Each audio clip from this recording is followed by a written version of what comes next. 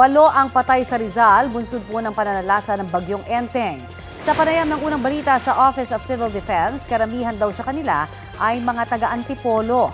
Sabi naman ng Antipolo City Disaster Risk Reduction and Management Office, 7 na ang naitala nilang patay.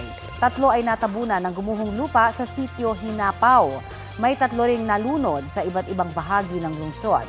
At may 1 ring nasawi matapos tangayin ng baha ang kanilang bahay. Ang 4 na kaanak niyang kasama sa bahay patuloy pang hinahanap. Sa Morong Rizal, may 1 ring nawawala. Nalubog din po sa baha ang iba pang lugar sa Rizal gaya ng Cainta at Panay.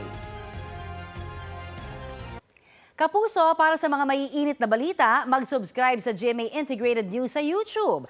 Sa mga kapuso naman abroad, subaybayan nyo kami sa GMA Pinoy TV at sa www.gmanews.tv.